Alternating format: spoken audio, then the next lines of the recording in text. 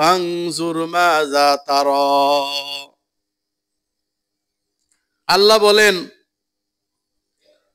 যখন সায়দানা ইসমাইল আলাইহিস সালাতু ওয়াস সালাম তার পিতা ইব্রাহিম আলাইহিস সালাতু ওয়াস সালামের সাথে কাজ করার বয়সে উপনীত হলো, যখন পিতাকে কিছু সহযোগিতা করতে পারে, এটা ওটা এনে দিতে পারে, পিতার কাজে সহযোগিতা করতে পারে, এমন বয়স। বয়সটা কেমন? তাফসীর কারকগণ বলেছেন বয়সটা 12 বা 13 এমন হবে। এই 12 বা 13 বছর বয়সে বাচ্চারা কিন্তু নিজেদেরকে অনেকটা বোঝে, তারা নিজেরা অভিমত পেশ করতে পারে। তবে কোরআন বলেছে ফালাম্মা বালাগা, অর্থাৎ বালেগ হয়ে গেছে। যেই সন্তানটা বয়সপ্রাপ্ত হয়ে গেছে, বালেগ হয়ে গেছে, নিশ্চয়ই সে বোঝে। অথচ আমাদের দেশের তাফসীর কারকেরা বলে থাকে যে ইব্রাহিম আলাইহিস সালাতু ওয়াস সালামকে আল্লাহ তাআলা স্বপ্ন দেখালেন, হে ইব্রাহিম, তুমি তোমার প্রিয় জিনিসটা কোরবানি করো। পরের দিন তিনি আল্লাহ রাস্তায় অনেক দান সাদকা করলেন, এটা সেটা করলেন, তারপরে আবারও স্বপ্ন দেখলেন, ইব্রাহিম তুমি তোমার প্রিয় জিনিসটা কোরবানি করো।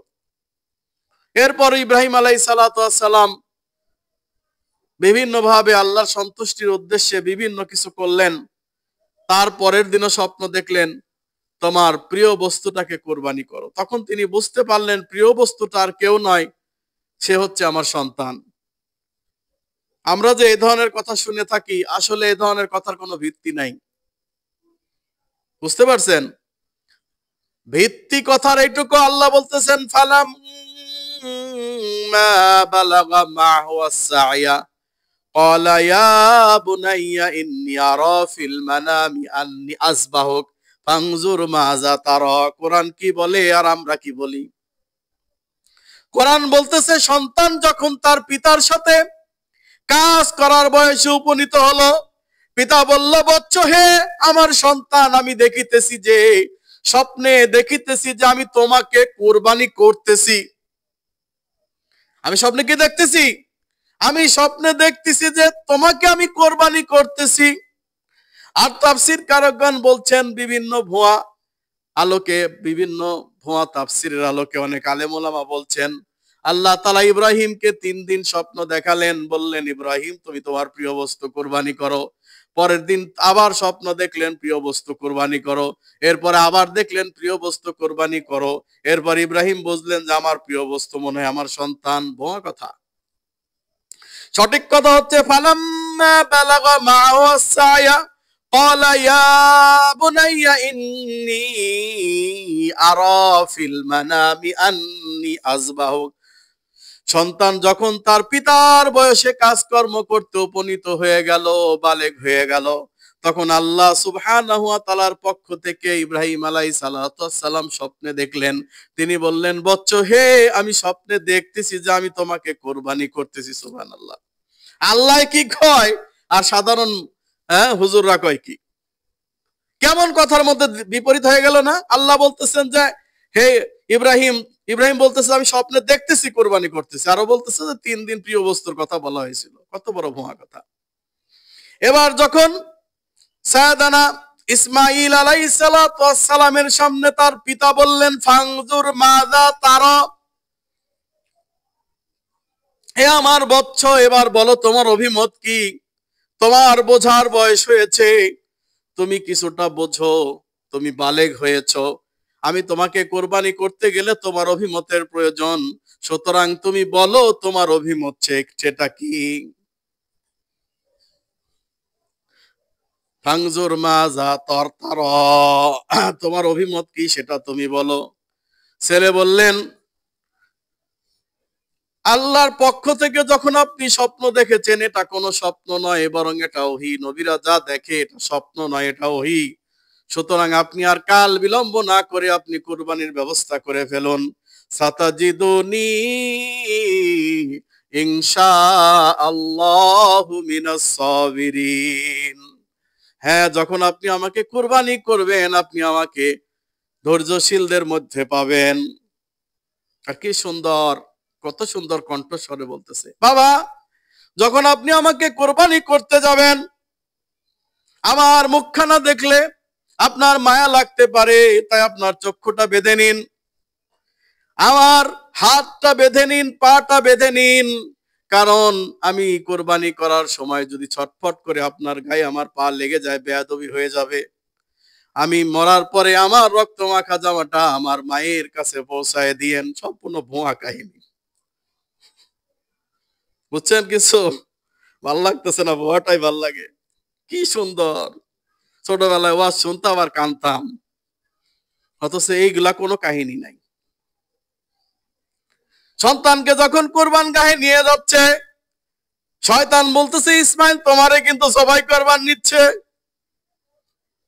এইবার পাথর দিয়ে তাকে নিক্ষেপ করলো, আবার বলল যে তোমাকে কিন্তু জবাই করবার নিচ্ছে, পাথর দিয়ে নিক্ষেপ করলো। হাজেরাকে যে নাকি শয়তান এগুলা কথা বলে, সব ভুয়া কথা। সঠিক কথা হচ্ছে যে, হে আমার পিতা, ইয়া আবা তিফআল মা তুমার, আপনি যা স্বপ্নে দেখেছেন, আদিষ্ট হয়েছেন, আল্লাহ যা আপনাকে আদেশ করেছেন, আপনি সেটাই করে ফেলুন। কারণ পয়গম্বররা যা স্বপ্ন দেখে সেটা স্বপ্ন নয়, বরং সেটা ওহী। আপনি আমাকে জবে করতে গেলে সাতাজিদুনি ইনশাআল্লাহু মিনাস সাবিরিন, আপনি আমাকে ধৈর্যশীলদের মধ্যে গণ্য করবেন, আমি ধৈর্যশীলদের মধ্যে যেন গণ্য হতে পারি। সাইয়েদানা ইসমাইল আলাইহিস সালাতু ওয়াস সালাম বললেন, না বাবা গো, পৃথিবীর ইতিহাসে এমন কোন ইতিহাস নাই যে সন্তানের গলায় ছুরি চালায়।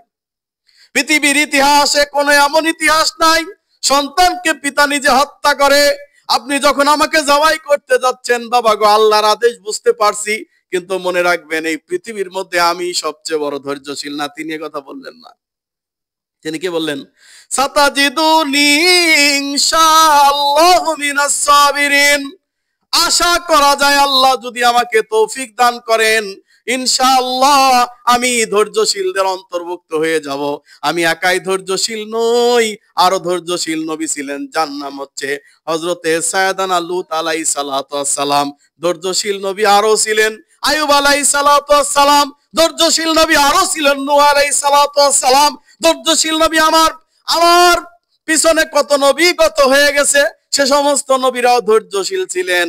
সুতরাং আমি একা ধৈর্যশীল নই, আমি যেন ধৈর্যশীলদের মধ্যে অন্তর্ভুক্ত হয়ে যাই। আল্লাহ বলেন, বান্দারে প্রতিনিয়ত, প্রতি ওয়াক্তে, প্রতি সালাতে তুমি পড়তেছো ইহদিনাস সিরাতাল মুস্তাকিম, আল্লাহ তুমি আমাকে সহজ সরল সঠিক পথটা দেখাও। ইয়্যাকা না'বুদু ওয়া ইয়্যাকা নাস্তাঈন, তোমার ইবাদত করি, তোমার কাছেই সাহায্য চাই।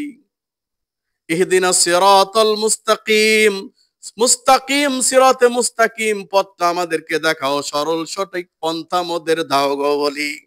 সিরাতাল্লাযীনা আন'আমতা আলাইহিম গায়রিল মাগদুবি আলাইহিম ওয়ালাদ-দাল্লিন,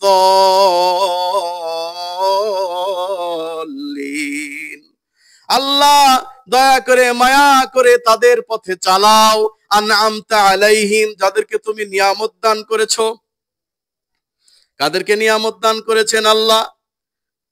আল্লাহ তুমি তাদেরকে, যাদেরকে নিয়ামত দান করেছো, তারা হচ্ছে মা'আন নাবিয়্যিন, তারা হচ্ছে নবীগণ, ওয়াস সিদ্দিকিন সত্যবাদীগণ, ওয়াস শুহাদা শহীদগণ, ওয়াস সালিহিন আল্লাহর সৎ বান্দাগণ, ফাউলাইকা হাসুনা রফিকা, আল্লাহ তুমি দয়া করে মায়া করে এদের পথে আমাকে চালিত করো। নাকি হেদায়েত পাওয়ার পরে আল্লাহকে বলি, আল্লাহ আমি তো অনেক ইবাদত করলাম, সুতরাং আপনি আমাকে জান্নাতুল ফেরদাউস দান করে দেন, কারো দেখার দরকার নাই, বরং পূর্ববর্তী সালাফ যারা সুন্দর আমল করেছে আল্লাহ তাদের সাথে তুমি আমাদেরকে আন'আমতা, যাদের নিয়ামত দান করেছো, সেই নিয়ামতশীল বান্দাদের কাতারে অন্তর্ভুক্ত করে দাও। সেই নিয়ামতশীল বান্দা হচ্ছে মা'আন নাবিয়্যিনা, তারা হচ্ছেন নবীগণ, ওয়াস সিদ্দিকিনা, তারা হচ্ছে সত্যবাদীগণ, যারা সৎপন্থী ভালো লোকজন, আল্লাহ তুমি তাদের পথে আমাদেরকে পরিচালিত করো। নিজের হ্যাটাম দেখায় কখনো বলা যাবে না যে আল্লাহ আমি অনেক বড় সৎকর্মশীল, আমি এটা করছি সেটা করছি, তোমার ইবাদত বন্দেগী করছি, আমি সবচেয়ে সৎকর্মশীল। এ শিক্ষা নবীরাও দেয় নাই, এ শিক্ষা ওলিরাও দেয় নাই, এ শিক্ষা কোনো ভালো মানুষ দিতে পারে না। এর জন্য সাইয়েদানা ইসমাইল আলাইহিস সালাতু ওয়াস সালাম বলছেন, আল্লাহ গো, হে আমার পিতা, দেখেন আপনি যখন আমাকে জবেহ করতে যাবেন, ইনশাআল্লাহু মিনাস সাবিরিন, সাতাজিদুনি ইনশাআল্লাহু মিনাস সাবিরিন, আপনি আমাকে ধৈর্যশীলদের মধ্যে পাবেন। যারা ধৈর্য ধারণ করে গেছে আল্লাহর পথে, যারা ধৈর্য ধারণ করে গেছে, আপনি আমাকে তাদের মধ্যে পাবেন।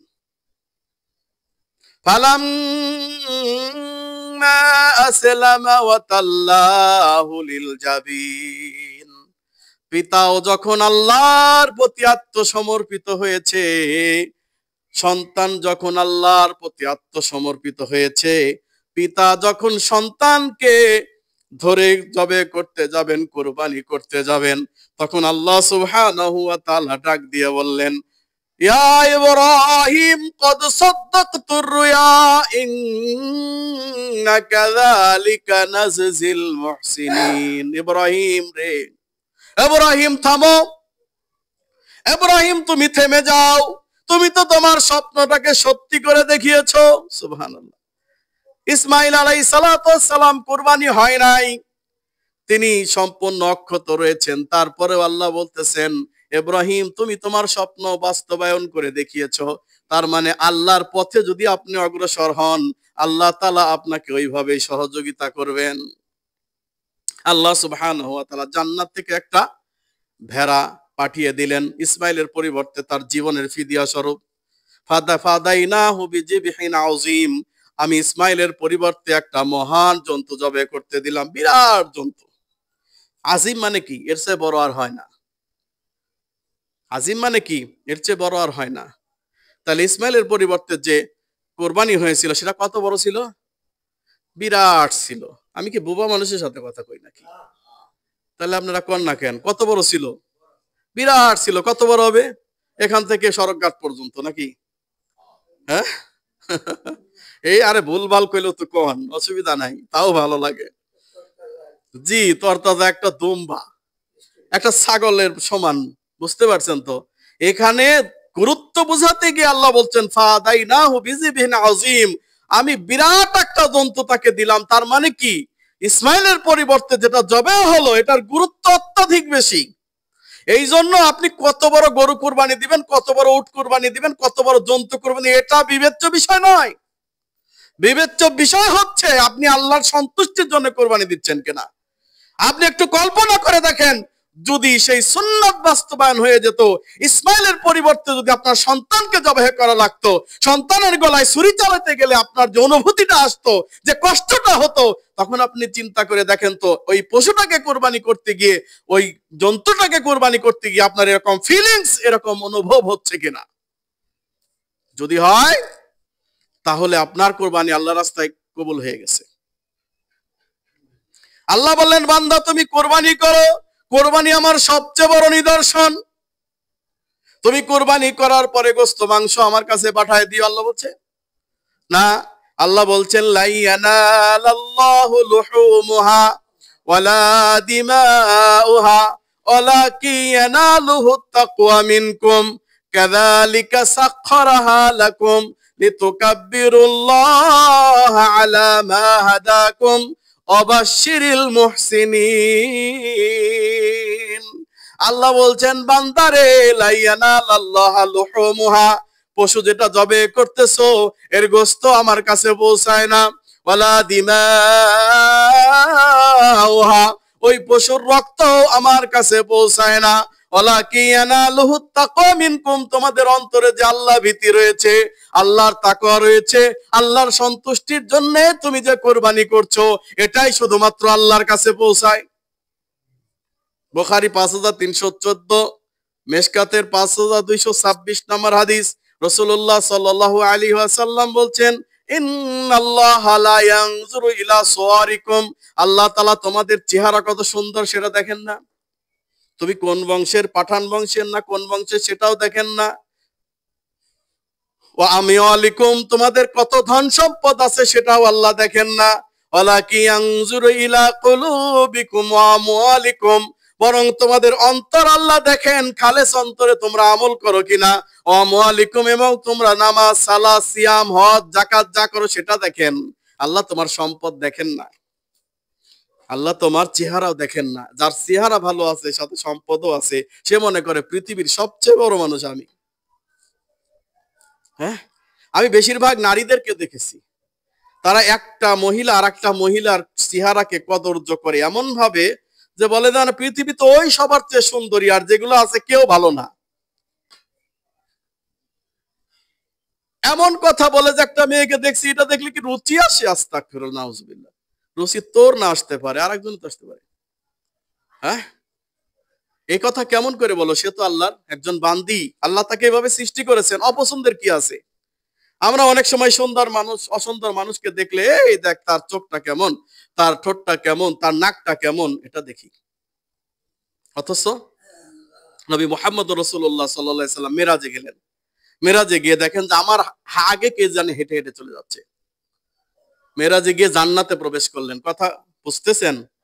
আল্লাহ নবী মেরাজে যাওয়ার পরে জান্নাতে প্রবেশ করলেন।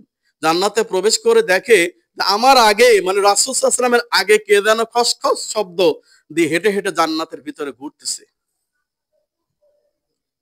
ফেরেশতাদের জিজ্ঞাসা করলেন, সেই লোকটা কে গো? আমার আগেই জান্নাতে প্রবেশ করেছে, আমার আগে দিয়ে হাঁটতেছে।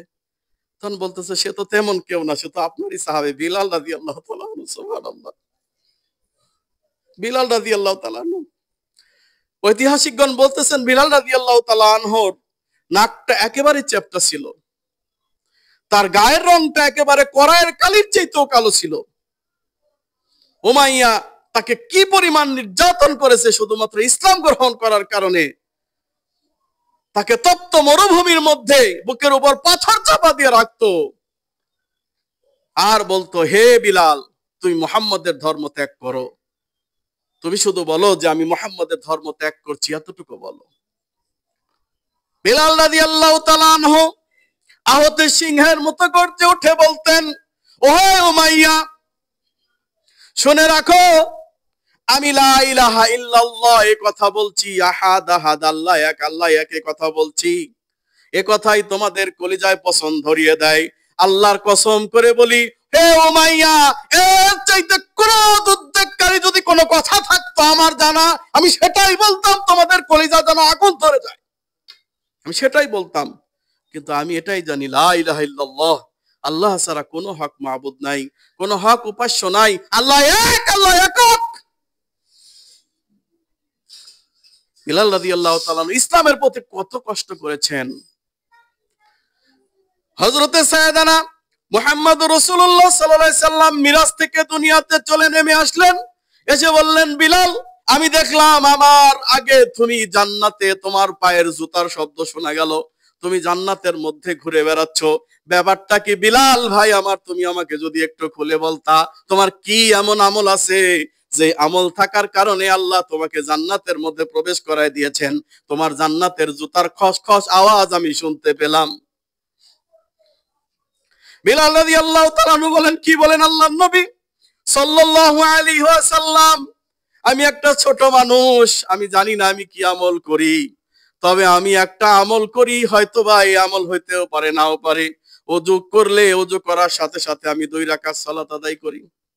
ওযু করার পরপরই মসজিদে প্রবেশ করে 2 রাকাত সালাত আদায় করি। আর আমাদের দেশের হুজুররা শিখাই দিচ্ছে যে মসজিদে ঢুকি আগে নিজের পাছাটা মসজিদের লগে লাগাইবা, তারপর উঠে আবার নামাজ পড়বা, তার আগে নয়, তার আগে না।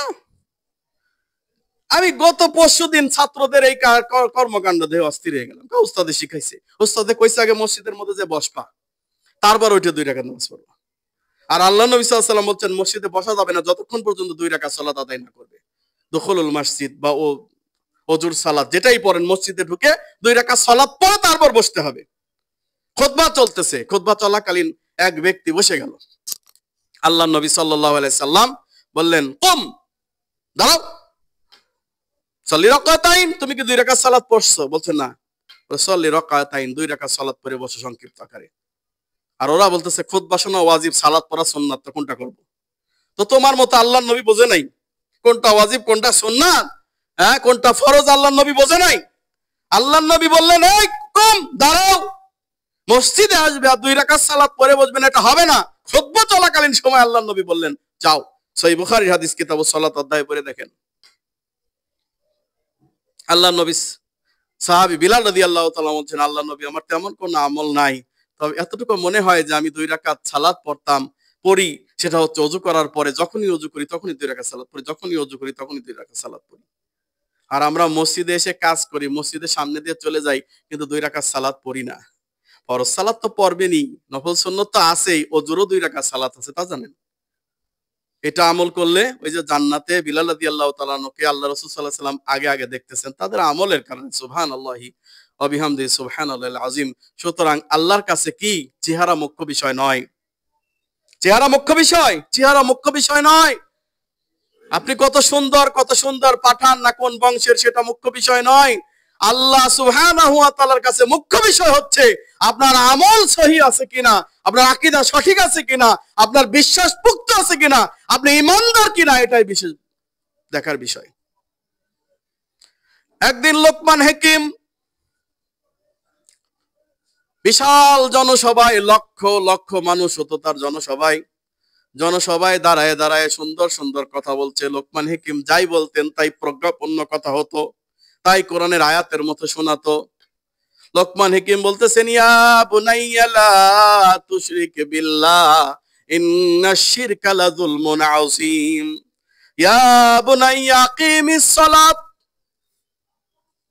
লোকমান হাকিম বলেন, হে আমার সন্তান শুনে রাখো, তোমরা কখনো আল্লাহর সাথে শরীক সাব্যস্ত করবে না। পৃথিবীতে সবচাইতে বড় অন্যায়, বড় জুলুম হচ্ছে আল্লাহর সাথে শরীক করা।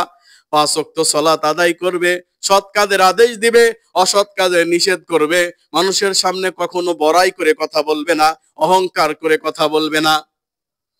কারণ তুমি অহংকার করে কিছু করতে পারবে না, অহংকার সবচাইতে বড় অন্যায়। যার ভিতরে বিন্দু পরিমাণ অহংকার আছে সে কখনো জান্নাতে প্রবেশ করতে পারবে না।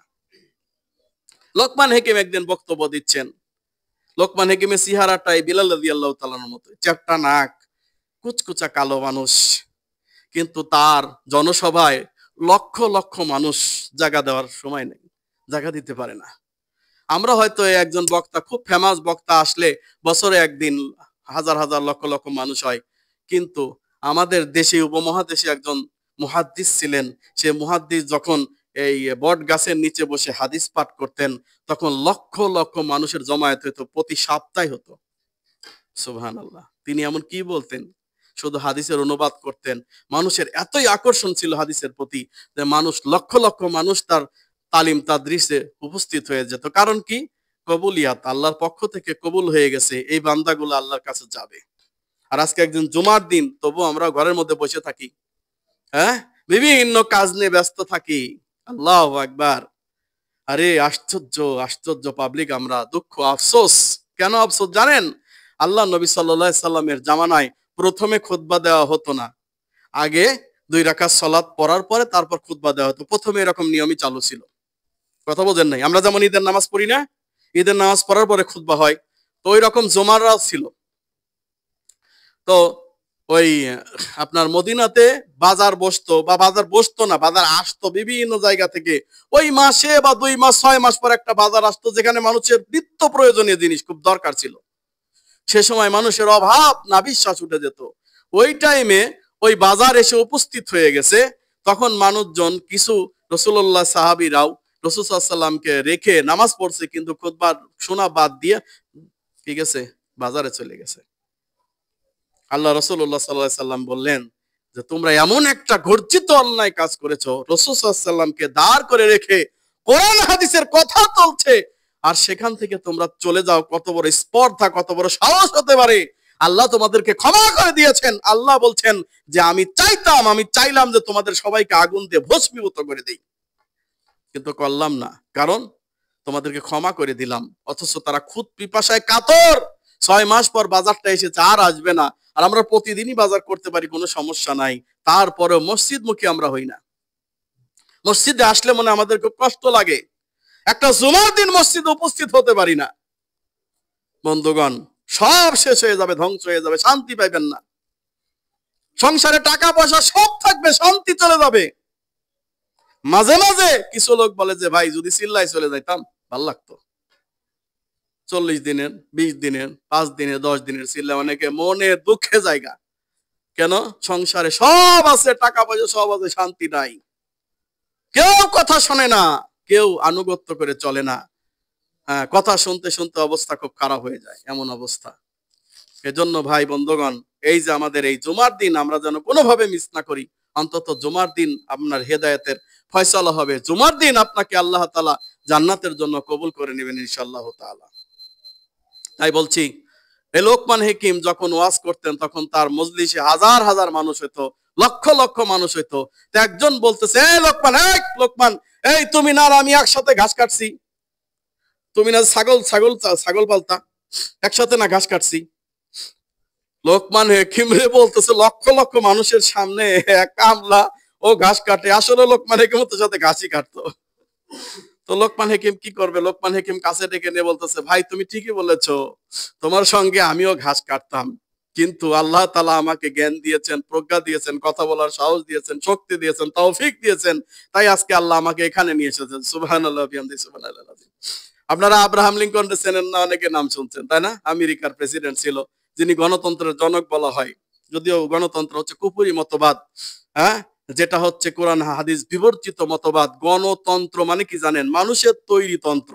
আর আল্লাহ বলতেছেন আলা লাহুল খালকু ওয়াল আমরু, এই যে আমার কোরআন, আমার আদেশ চলবে, কোন মানুষের আদেশ চলতে পারবে না। অথচ এই গণতন্ত্র নাকি দেশ থেকে চলে যাইতেছে, ডক্টর ইউনূস দেশে খেয়ে শেষ করে ফেলাইলো, এদের আর ভালো লাগে না। মানে কখন নির্বাচন দেবে, নির্বাচনের জন্য পাগল হয়ে গেছে। অথচ 90% মানুষ এখন নির্বাচন চায় না, কারণ নির্বাচন করে সরকার আসলে তারা আরো বড় ফ্যাসিস্ট হবে, শেখ হাসিনার চাইতে বড় ফ্যাসিস্ট হবে, এই হচ্ছে বিএনপি আসলে। একবার লিখে নেন, প্রয়োজনে খাতায় লিখে নেন, বড় ফ্যাসিস্ট হবে। আর এরা ক্ষমতার জন্য মানে উঠে পড়ে লেগেছে, আরে নির্বাচন দেয় না, নির্বাচন দেয় না, দেশটাকে সংস্কার করবে না। এত মানুষ শহীদ হলো, এত মানুষের রক্ত ঝরলো, এদের বিচার হলো না, কাঁচা রক্ত এখনো শুকায় নাই, আর এরা নির্বাচন করে পাগল। ডক্টর ইউনূসের মতো মানুষকে এখানে আসা উচিত হয় নাই। আসলে বলা দরকার ছিল যে আসো, আমার যখন দিছই কালকে নির্বাচন, আজকে আইছি কালকে নির্বাচন, কালকে নির্বাচন দিয়ে একটা কাজ করে দেই, তোমরা এই নির্বাচন ভরে খাওগা, তোমরা বিচার করো গা, যা খুশি তাই করো গা, আমার কিসের জন্য আনছো, দরকার নাই। ঠিক তখন আবারও 5 বছর পর আবারও আওয়ামী লীগ ফ্যাসিস্ট চলে আসতো, আবার এরা মিলেমিশে খাইতো। ডক্টর ইউনূসও যেমন ভুল করছে, হ্যাঁ, এই আওয়ামী লীগও ঠিক তেমন ভুল করছে। আওয়ামী লীগ কি ভুল করলো? ও যদি মিলেমিশে খাইতো, কারণ জানে দুইজনই জালেম, বলে না নৌকা ধাঁচে ধানের শীষ, দুই সাপের একই বিষ, দুইজনই জালেম। হাসিনার উচিত ছিল যে যেহেতু আমরা জালেম, 5 বছর ও খাক, 5 বছর আমরা খাই, তাইলে কিন্তু আর এই ঝামেলাগুলো এত লাগে না। ঝামেলা থাকতো কিন্তু এত লাগতো না। আমাদের প্রফেসর ডক্টর আসাদুল্লাহ আল গালিব স্যার বলছেন যে বাংলাদেশে গণতন্ত্র নাই, বাংলাদেশে আছে পরিবারতন্ত্র। অতএব এই পরিবার, দুই পরিবারই আসবে ক্ষমতায়, সুতরাং মারামারি করে কোনো লাভ নাই। যমুনার সেতুর ওই পারের যতগুলা এলাকা আছে এগুলা সব খালেদা নিজ্ঞা, আর এই পাশে যেগুলো আছে হাসিনা নিয়ে চালাক দেশটা, তাও এই ভোটাভুটির আর দরকার নাই। এটা বলছিলেন বহু আগে। তা আমাদের ক্ষমতার জন্য আজকে আমরা পাগল হয়ে গেছি, নির্বাচন করে শেষ করে ফেলতেছি, অথচ প্রকৃত সত্য উদ্ঘাটন করার জন্য আমরা আসি নাই। ভাই এবং বন্ধুগণ, আসলে আল্লাহ তাআলা পবিত্র কোরআনে 1400 বছর আগেই বলে দিয়েছেন যে শোনো বান্দা, তোমরা যেমন হবে তোমাদের শাসক তেমন হবে। বুঝেন নাই? আমরা যদি দুর্নীতিগ্রস্ত হই, মসজিদের মোমবাতি চুরি করে বেচে না, মসজিদের টাকা মাইরে খায়, আছে না?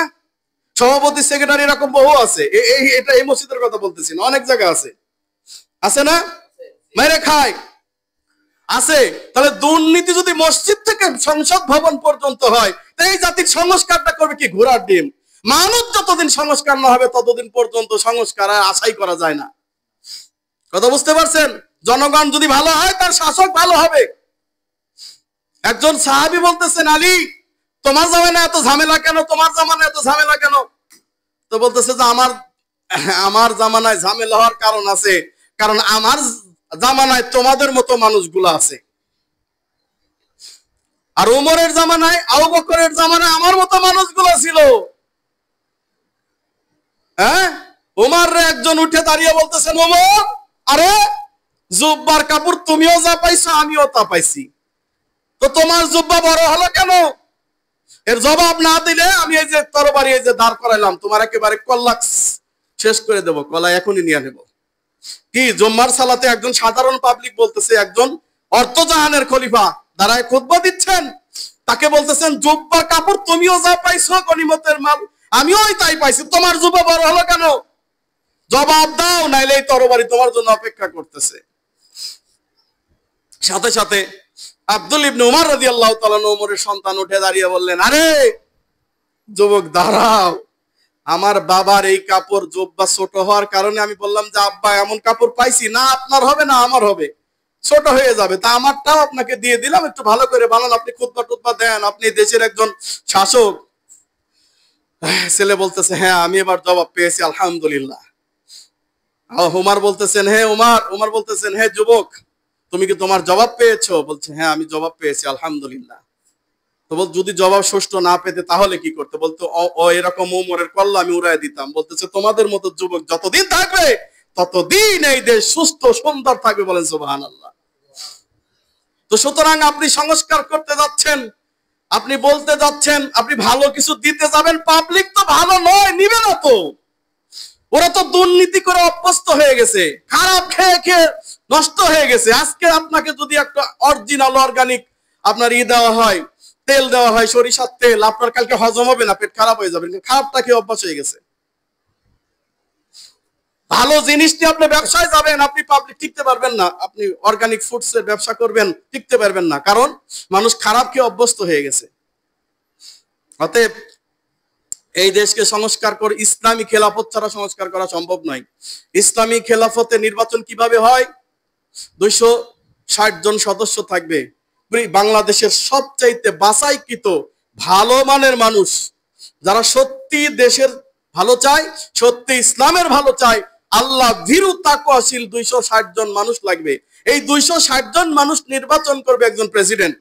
এই প্রেসিডেন্টের মেয়াদ কতদিন? একদিনের বেশি না। কথা মনে বোঝেন নাই? প্রেসিডেন্ট উঠে দাঁড়িয়ে যদি বলে, হ্যাঁ আজকে আমি ক্ষমতা পেয়েছি, এই রাষ্ট্রটাকে আমার মতো সাথে ঢালাবো, বলবো তুই নাম, আবার আর একজন দাঁড় করায় দিবে। যতক্ষণ পর্যন্ত কোরআন এবং সহিহ হাদিস অনুযায়ী না করবে ততক্ষণ পর্যন্ত তাকে ছাড়া হবে না। তাহলে এই প্রেসিডেন্ট যে কে হবে সেও জানে না। বাংলাদেশের ভালো কোনো মানুষকে নির্বাচন করবে 260 জন লোক, যারা ভালো মানুষ তাদের দ্বারা। আর গণতন্ত্রে ওই মুসির ভোট, ওই মেথরের ভোট, ম্যাজিস্ট্রেটের ভোট, আলেমের ভোট, নবীর ভোট, অলির ভোট আর সাধারণ পাবলিকের ভোট, সব ভোট সমান। এলো গণতন্ত্র। এটাতে কোনোদিন শান্তি আসতে পারে? কোনোদিন শান্তি আসতে পারে না।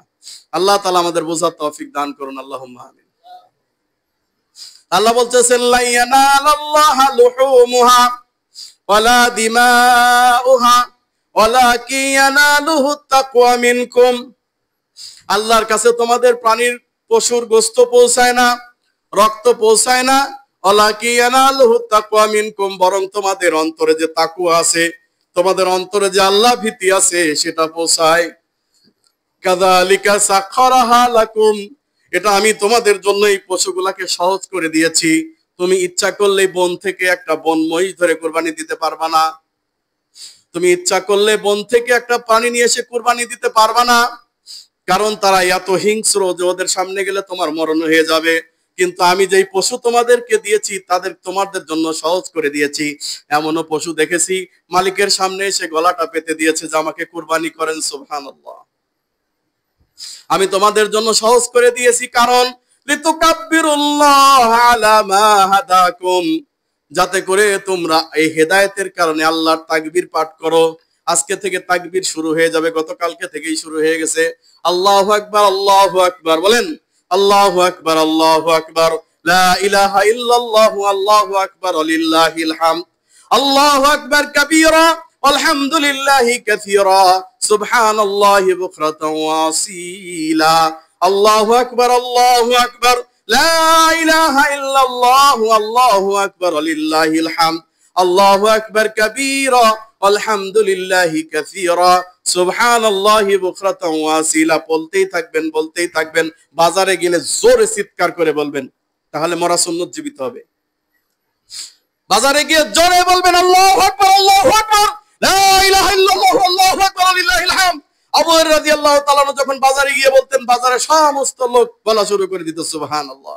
এটা বলতেই থাকবেন আইয়ামে তাশরিক পর্যন্ত, ঈদের 3 দিন পর্যন্ত, একবারে আসর নামাজ পর্যন্ত। যে ইমাম সাহেব আছেন শুরু করবেন আজকে থেকেই, প্রত্যেক আসরের ওয়াক্তে শুরু করবেন, প্রত্যেক ওয়াক্তে আপনি তাকবীর পড়াবেন মুসল্লিদেরকে, এবং ওই আইয়ামে তাশরিক আসর নামাজ পর্যন্ত এই তাকবীর পড়াবেন। এই তাকবীরের অনেক ফজিলত রয়েছে, এই তাকবীরের অনেক সওয়াব রয়েছে। মুসলমানের এই যে আমল 10 দিনের, এর মধ্যে একটা সুস্পষ্ট উল্লেখযোগ্য নেকি, সবচেয়ে বেশি আমল হচ্ছে আল্লাহ লিতুকাব্বিরুল্লাহ আলা মা হাদাকুম, আল্লাহ যে হেদায়েত দিয়েছেন, হেদায়েতের কারণে তার প্রশংসা করা, হেদায়েতের কারণে আপনার তাকবীর পাঠ করা। এবার আসেন, আল্লাহ বলতেছেন ফাইদা ওয়াজাবাত জুনুবুহা, অতঃপর যখন এই পশুটা কাত হয়ে পড়ে যাবে। দেখেন আমরা বুঝতেছি অন্যরকম, আমরা তো পশুটাকে কাত করে কুরবানি দেই। তা আল্লাহ বলতেছেন যে ফাইদা ওয়াজাবাত জুনুবুহা, অতঃপর প্রাণীটা যখন কাত হয়ে পড়ে যাবে। তার মানে কি, আপনি যদি সৌদি আরবে দেখবেন তারা উটকে কুরবানি করে দাঁড়ানো অবস্থায় হলকমে, তাই না? সেখানে উটের কথা বলা হয়েছে, যখন হুলকমে আঘাত করলো, রক্ত বের হয়ে গেল, উটটি পড়ে গেল। তো এইভাবে প্রাণীটি যখন পড়ে গেল, ফাকুলু মিনহা, তোমরা সেখান থেকে খাও। ও এখানে জবাইয়ের বিষয়ে একটা কথা বলি, আমরা যেটা বেশিরভাগ ভুল করে থাকি, প্রত্যেকের কুরবানি বাতিল হয়ে যায় না, শুধু গোশতটা হারাম হয়ে যায়। জবে করবেন, জবে করার সময় সুষ্ঠুভাবে জবে করার চেষ্টা করবেন। জবে করলে এবারে মাতবর এসে ছোট্ট চাকুনি এসে বলতেছে এনে একটা খুঁচাতে আছে না, এই মাতবর গুলারে পাইলে একটা ঠ্যাং জেপকে দিবেন বাড়ি, ওটা ফাজিল, ওরে মরতে দে ভালোভাবে। হলকমে গুতা দিলে কি হয় জানেন? বিজ্ঞান বলতেছে তখন পশু আর জবে হয় না, স্ট্রোক করে। আর স্ট্রোক করে কি কারণে তা জানেন? রক্ত জমে গেলে রক্ত চলে না, শিরার ভিতরে রক্ত চলাচল বন্ধ হয়ে গেছে। এমন খাইছে যে রক্তের মধ্যে খালি চর্বি। রোজা সিয়াম একদিনও থাকে না, সিয়াম থাকলে রক্ত চলাচল স্বাভাবিক হয়। তো এটা করবে না। যাই হোক, খাওয়ার মতো খাবে, খাওয়ার মতো খেতে খেতে হঠাৎ করে দেখা গেল স্ট্রোক করে মরে গেছে। তার মানে কি, রক্ত চলাচল বন্ধ হয়ে গেছে। তাই পশুটারও ঠিক ওই যে হলকমে যখন আঘাতটা দেন না, তখন আর সে জবে হয় না, সে তখন হঠাৎ করে স্ট্রোক করে। স্ট্রোক করলে তার রক্তগুলো জায়গায় জায়গায় থেকে যায় আর বের হয় না। বের না হওয়ার কারণে এই গোশতটা খেলে ক্যান্সার হতে পারে, বিজ্ঞানীদের কথা, ক্যান্সার হতে পারে। আর রাসূলুল্লাহ সাল্লাল্লাহু আলাইহি সাল্লাম বলতেছেন যে ওইভাবে জবে করলে জবে হবে না, গোশতটা হারাম হয়ে যাবে। কারণ হচ্ছে আপনি সঠিকভাবে তাকে জবে করেন নাই, ওকে জবে করে ওকে সময় দেন, আস্তে আস্তে রক্তগুলা নিগড়ে বের হয়ে যাবে। এটা হলো সঠিকভাবে কুরবানি। এই মাতবরদেরকে এই মাতবরি করতে দিবেন না, ছোট্ট একটা চাকুতে খুট করে খুঁচা মারবে, এটা করতে দিবেন না। আপনার কুরবানিও বাতিল হবে, আপনার ওই গোশতটাও নষ্ট হবে। তো আল্লাহ বলতেছেন ফাকুলু মিনহা, এই প্রাণীটা যখন পড়ে গেল, এটা আপনারা বন্টন করলেন, তখন আপনারা এখান থেকে নিজেরা খাও। ওয়াতিমুল কানি ওয়াল মুতাররা, ওদেরকে খাওয়াও, যে চায় তাদেরকে, যে চায় না তাদেরকেও। যে চায় তাদেরকে মানে যারা ফকির তারা চায়, এদেরকে বুঝাইছে। আর চায় না মানে হলো মিসকিন, তাদেরকে খাওয়াও। আমার খুব আফসোস লাগে, ঘাড় মোটা কিছু শায়েখ বের হয়েছে, এরা বলতেছে যে কুরবানির গোশত ভাগ না করলেও চলবে। আল্লাহ বলতেছে ভাগ করতে হবে, দিতে হবে, আর এরা বলতেছে যে সব তুমি খেয়ে ফেললে অসুবিধা নাই। কত বড় বেয়াদব! ওদের কাছে আমি দলিল চাই, আমি দলিল না পাইলে খামতে হবে না, যত বড় সাহাবী তুমি হও, দলিল দাও, স্পষ্ট করে দলিল দিতে হবে যে কুরবানির পশু ভাগ না করলেও চলবে, এরকম দলিল দাও। নিজে খেয়ে ফেললেও চলবে, দলিল দাও। তো কুরবানি করেছে কিসের জন্য? কুরবানি করার দরকার নেই, একটা গরু কিনে, খাসি কিনে, অথবা একটা মহিষ কিনে নিজে কুড়ে বেছে খেয়ে ভালো, কুরবানির দরকার কি? এই কুরবানির জন্য গরিব মানুষ একটা বছর অপেক্ষা করে, গরুর গোশত 750 টাকা কেজি, খেতে পারে না, সেও দেখা পারে না। অন্তত তারা চিন্তা করে যে না, এই যে কুরবানি হলে আমরা কিছু গরুর গোশত খেতে পারবো। আর আমরা ফতোয়া দিয়ে দিলাম অসুবিধা নাই, নিজে খেয়ে ফেললেও অসুবিধা নেই। জালেম, আলেম না তুমি, জালেম।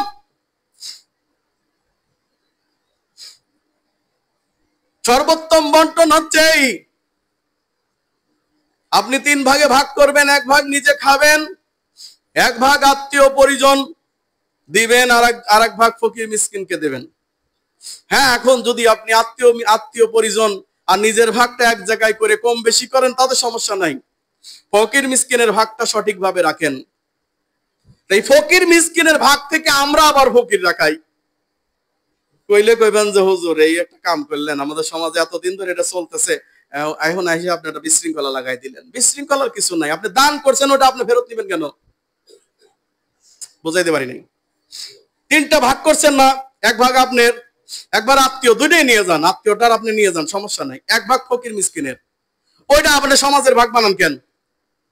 কোন ওটা আবার সমাজের ভাগ বানান কেন?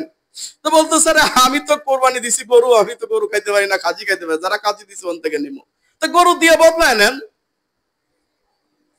তা আপনি ওইখান থেকে অংশ নেবেন কেন? আল্লাহ নবী সাল্লাল্লাহু আলাইহি সাল্লাম বলতেছে যে দান করে ফেরত নাই। ওমর রাদিয়াল্লাহু তাআলা বলতেছে, ইয়া রাসূলুল্লাহ সাল্লাল্লাহু আলাইহি সাল্লাম, এক ব্যক্তিকে আমি আমার ভালো ঘোড়াটা দিছিলাম, দান করছিলাম, ও কি করে ঘোড়ার মেইনটেনেন্স করে না, ঘোড়াটা অসুস্থ হয়ে গেছে গা, তা আমি চাচ্ছি যে ওর কাছ থেকে আবার টাকা দিয়ে কিনে নিব। আল্লাহ নবী বলছেন না, তুমি এটা ফেরত নিতে পারবা না, তুমি যদি ফেরত নাও তো তুমি ওই কুকুরের মতো হবে। আমারে মাইন্ড করেন না, আমারে অনেকে বলছে এই হাদিসটা বলার পর বলছে যে হুজুর একটা কথা কইলেন, আপনি কুত্তার সাথে আমাদের তুলনা দিলেন, আমি দিছি নাকি? আমার ক্ষমতা আছে? হ্যাঁ, রাসূলুল্লাহ সাল্লাল্লাহু আলাইহি ওয়াসাল্লাম বলতেছে ওমরকে, ওমর তুমি যদি দান করা বস্তু আবার ফেরত নাও তাহলে ওই কুকুরের মতো, যে কুকুর নিজে বমি করে আবার নিজের বমি নিজে খায়। এই কথা বলার কারণে আমার অনেক অসুবিধা হয়েছে। যাক, রাসূলুল্লাহ সাল্লাল্লাহু আলাইহি ওয়াসাল্লামের হাদিস স্পষ্ট, যেটা দান করেছেন সেটা ফেরত নেবেন না। রাসূলুল্লাহ সাল্লাল্লাহু আলাইহি ওয়াসাল্লাম লা ইয়াস্তামিউ শুহা ওয়াল ঈমান কলবি আবদিন আবাদা। কৃপণতা এবং ঈমান একসাথে থাকতে পারে না, কৃপণতা এবং ঈমান একসাথে থাকতে পারে না, হয় কৃপণতা থাকবে না ঈমান থাকবে, কখনো নয়। আপনি কিপটামি করবেন, ওই কৃপণ আর ঈমান একসাথে থাকতে পারে না, নয় কৃপণ হয়ে থাকবেন না ঈমানদার হয়ে থাকবেন, দুইটার একটা। ঈমানদার কখনো কৃপণ হতে পারে না। আমাদের পার্শ্ববর্তী এলাকা মণিপুর একটা সমাজ আছে, এই সমাজে দেখবেন এই রকম বন্টন করে। বাইরের লোকজন আছে না আপনার এলাকায়, দিনাজপুর, রংপুর, নীলফামারী, কুড়িগ্রাম, যারা বাড়িতে যাইতে পারে না অভাবের কারণে, এদের কোনো ভাগ নাই। কাদের আছে? যারা সমাজের মধ্যে নাম লেখাইছে ওদেরই ভাগ আছে খালি। কথা বলছেন নাই? ওদেরই ভাগ আছে খালি, আর কাউরে দিবে না। আচ্ছা, দিল না, এবার সমাজের লোকজন কোন রকম পেল, তারা তাদের কুরবানি টাকারে পুরাটা মনে করেন ফ্রিজের মধ্যে ঢুকায় দিল, তো ওটাই তাদের নীতি হয়ে দাঁড়িয়েছে। অথচ কোরবানিটা আপনাকে যেভাবে ভাগ করা উচিত সেটা হলো নিজের ভাগ নেন, আত্মীয়র ভাগটাও নেন, সমস্যা নেই, সেটা দিলে দিতে পারেন, আত্মীয়কে না দিলে আপনার ব্যাপার। ফকির মিসকিনের ভাগ আপনার না। ফকির মিসকিন, ফকির তো সামনে এসে চাইবে আপনি তাকে দিবেন, কিন্তু মিসকিন আপনার কাছে আসবে না। ওই দোকান থেকে ব্রয়লার মুরগি কিনে নিয়ে যাবে আর আপনার এই দৃশ্য দেখবে, কিন্তু সে কখনো চাইবে না। তাহলে মিসকিনদেরকে কিভাবে চিনবেন? তাদেরকে দেখে চিনতে পারবেন। আল্লাহ রাসূল বলতেছেন তাদের বিষয়ে খবর নিতে হবে। আপনি সমাজপতি হয়েছেন, সমাজের ভাগ ওইটাকে আপনি মেনে নিতে পারেন। সমাজ নীতি বন্টন, যে আমি আমার এলাকায় যতগুলা মিসকিন আছে লিস্ট করব, তারা কেন এখানে আসবে, আমি তাদের কাছে গিয়ে গোস্তটা পৌঁছায় দিব। বুঝতে পারছেন? বুঝতে পারছেন? এটা করবেন, তাহলে এটা হচ্ছে সর্বোত্তম বন্টন, এটাই হচ্ছে উচিত। এই কোরবানি এসেছে আল্লাহর রাস্তায় উৎসর্গ করার জন্য, ইখলাস সহকারে আপনার আমল করার জন্য। সুতরাং এই কোরবানিটা করার পরে গরিব মিসকিন যেন এখান থেকে মাহরুম না হয়ে যায়, বঞ্চিত না হয়ে যায়, এজন্য আপনারা চেষ্টা করবেন। তো ঘটনা হলো যে আমরা দেখলাম কুরবানি ঈদের পরে 4 দিন কারেন্ট নাই, 3 দিন কারেন্ট নাই, 3 দিন হয়। তো দেখলাম যে কবর কাটছে, এইভাবে করে কবর কাটছে, বুঝছেন? কবর কেটে ওইটা দাফন করতেছে। কি বুঝেন নাই? কি দাফন করে? সব গোস্ত পচে গেছে গা, ফ্রিজের সব গোস্ত পচে গেছে। হ্যাঁ, সবগুলারে দাফন করতেছে, গাতার মধ্যে ঢুকাইতেছে। তো ওই দিক দিয়ে ফকির মিসকিন আর অসহায় মানুষগুলা যারা চেয়েছিল দেয় নাই, বলতেছে দেখছেন বাবা আল্লাহর কি মায়।